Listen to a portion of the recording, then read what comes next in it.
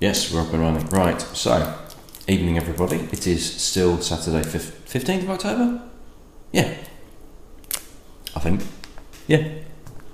Losing it. I'm quite looking forward to this. This is the very last of the Irish one that I've got.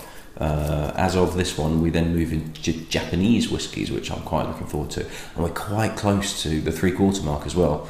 So I'll be needing to start thinking about what I'm going to do for my quarterly review. And I've got something pretty special for the actual 3/4 one. It's Japanese, and I'm very, very lucky to get hold of it. But I digress, for a change.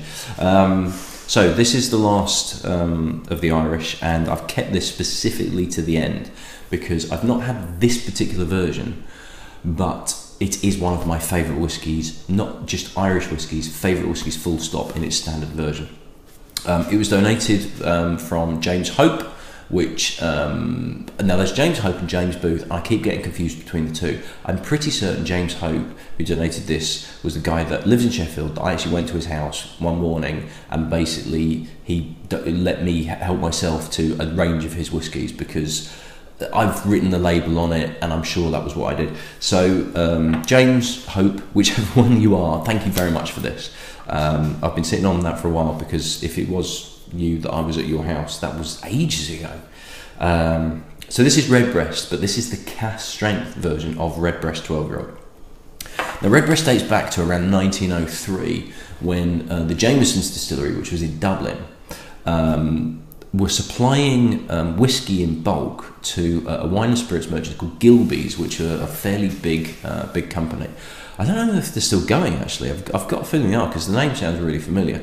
But they were supplying casks to Gilbey's to mature in their own warehouses. Now, apparently, the MD, managing director of Gilbey's, was a bit of a keen ornithologist. He was into his birds, and he would name various sort of whiskies from them that they were storing after birds. So there were three brands, shall we say. There was Chaffinch, Yellowhammer, and Redbreast. And Redbreast became the most popular one, and it sold really well. And it kind of got hit with kind of post-World War depression, prohibition, Irish whiskey kind of falling away, and by the 80s, particularly the mid to late 80s, Redbreast basically disappeared. When the Jameson's Distillery moved to Midleton, that was kind of like Gilbey's couldn't get any more stock because it wasn't in Dublin anymore. The Midleton Distillery is here, down near Cork, so it was a case of, right, we've got our own stocks, we'll sell that through, and then it just kind of tailed off. But the master distiller at Midleton in 1991, a guy called Barry Crockett, basically did a project to relaunch Redbreast, and it's relaunched now as a 12-year-old pure pot still or single pot still. It's one of these where you might find it known as pure pot still, you might find it known as single pot still. Other places will call it pot still.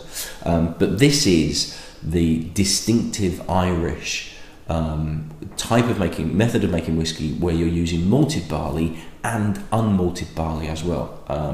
Some places will call it green barley as well, because it's not been malted, and you basically throw that in to the mash when you distill it, and it gives you a really kind of distinctive character, which is it's not uniquely Irish, but really sets Irish apart from pretty much everybody else.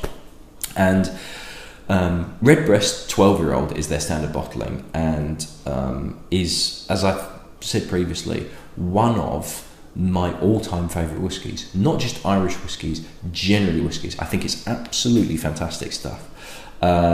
It's matured in sherry casks, which I'm just looking on here because I've realised that I didn't actually check the price. But they mature it in sherry casks, so it gives it this sweetness as well.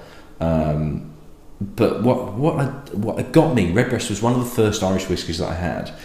And it was the first one where I really picked up on, and I've said it through pretty much every other Irish whiskey that I've done so far, was this blackcurrant, this really intense concentration of blackcurrant that was so juicy and mouth-watering, and it just stuck out a country mile to anything else that I'd had before, and just got me hooked, and it's consistently brilliant.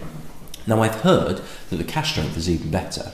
So while technically I should be having the standard 12-year-old as part of my challenge, because the aim of the challenge was to have the standard bottling of every single brand or distillery, the fact that I've got the cask strength is more interesting for me, and apparently is a better representation, or is a better whiskey. So I'm perfectly happy to include that. So the bottle of Redbreast looks like this. So that's the cask strength. And I better just check the price, because I've put in the 12-year-old rather than the cask strength.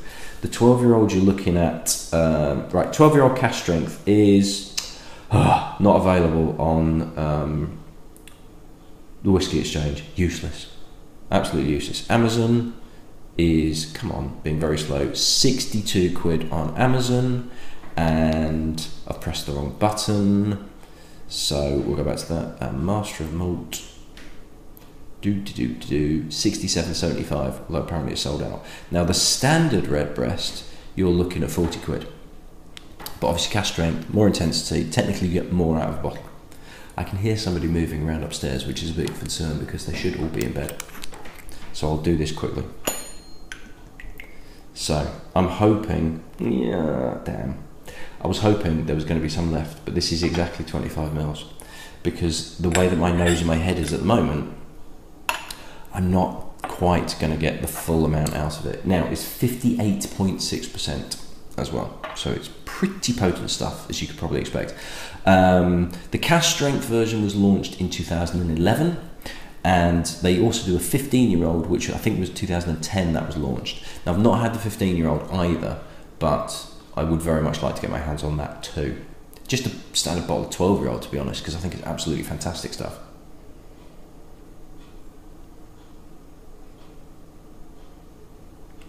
Now, even though it's 58.6%, it really doesn't smell alcoholic, it doesn't smell cask strength, there's no burn.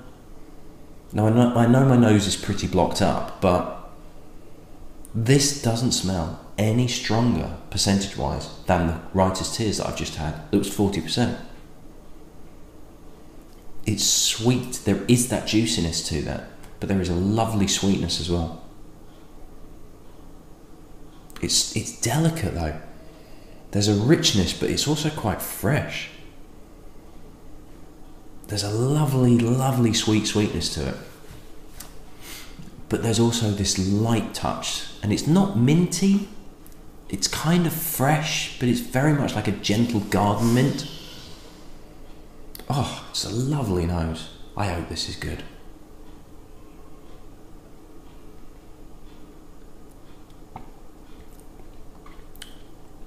Now I think we're going to need to add some water to it, but lovely rich sweetness. There is obviously an alcoholic kick that wasn't there on the nose, but the mouthfeel is fantastic.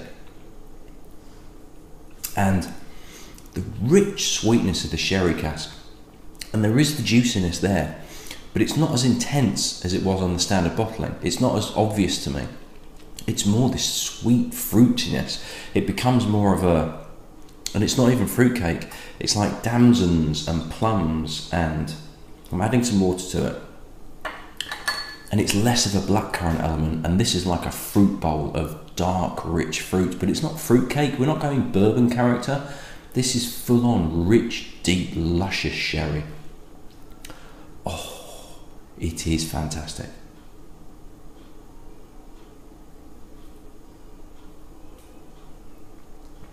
Right, I'm not sure if you're going to pick that up, but I can hear a baby crying upstairs, and I've heard some walking around, so I've got a bad feeling one of the other kids is awake. So I'm going to have to cut this short. But this is phenomenal. This is really, really good stuff. The depth of the sweetness, the depth of the richness, it's rich, it's complex. The finish is phenomenal. It goes on forever. But it's warming, it's soft, it's subtle. It's not powerful, it doesn't burn.